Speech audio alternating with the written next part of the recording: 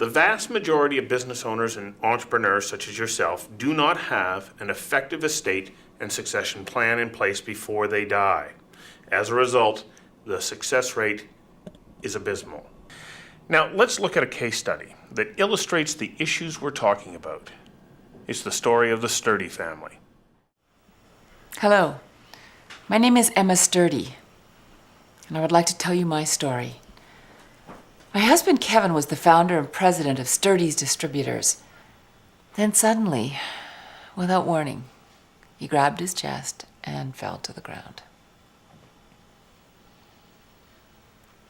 Kevin figured he would live forever. A few weeks before, over dinner, he told me that if by chance something did happen to him, he knew that I would know what to do with the company. I think he said, "I leave it to you to decide, and I trust whatever you do will be right. My only wish is that you treat the kids fairly." At first I thought I would sell the company and give each child a quarter of the proceeds, but then I wondered if Kevin would have wanted me to sell the business. It meant so much to him, and it was growing. I'm sure he would have wanted the staff to be able to continue on. And then, there are the kids. I want you to meet them so you can see why I'm worried about just dividing up a large sum of money.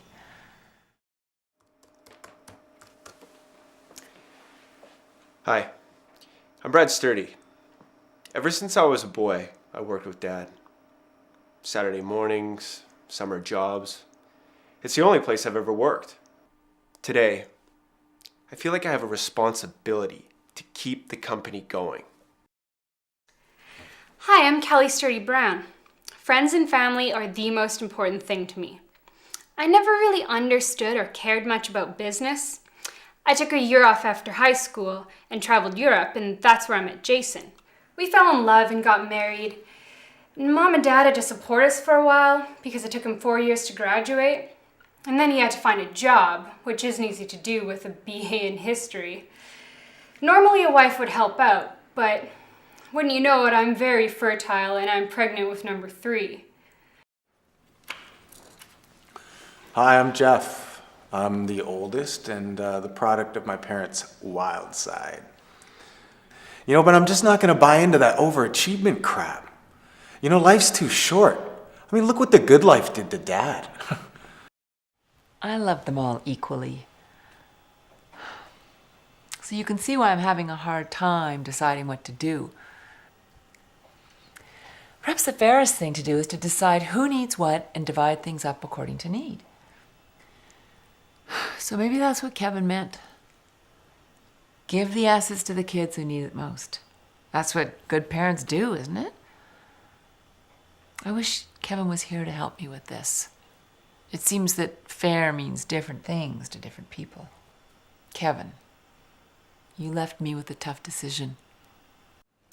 After some time, I finally made some decisions. I decided to sell off our property assets, the vacation condo, and divided it up equally amongst all 3 of them. Well, things didn't turn out so well. We decided to sell the business. It's amazing how little money we got.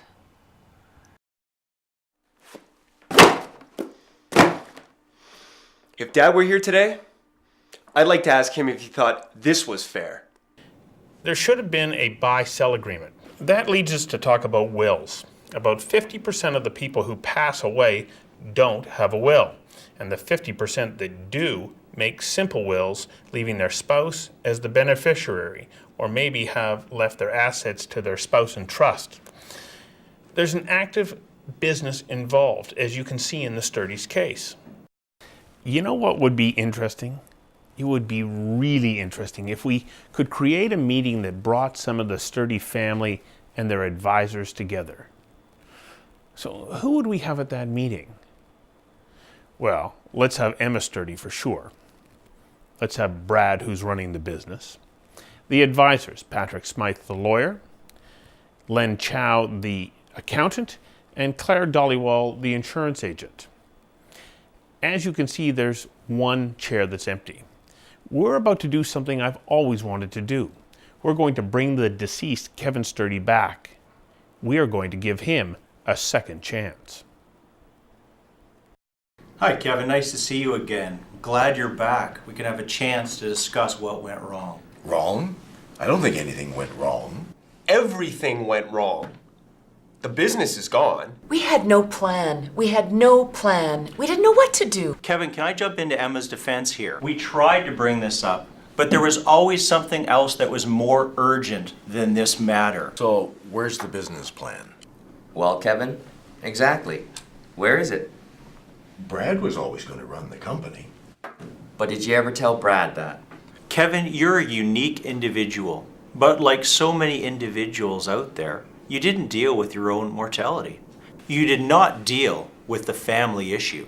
You thought you dealt both with the business and succession, but you didn't. Kevin, I hope that on reflection you can see that what you did was not an estate plan. There were 2 or 3 things that you laid out on the table and you said, there, I have insurance, and there I have a will, and that makes an estate plan. And it obviously wasn't so. You didn't bring everything together. I hate to say this, Kevin, you didn't make this easy. Part of my job, along with Claire and Pat, is to give advice. You never gave us a chance to show you what we can do. Every time I put the pieces on the table, you would push them aside. I know that you meant well. I know that you wanted the best for me and the kids. I know that you loved us. I know how much we meant to you. And yet right now I'm feeling angry and resentful, and yet I know that you didn't intend for this to happen. I guess I could have done a better job.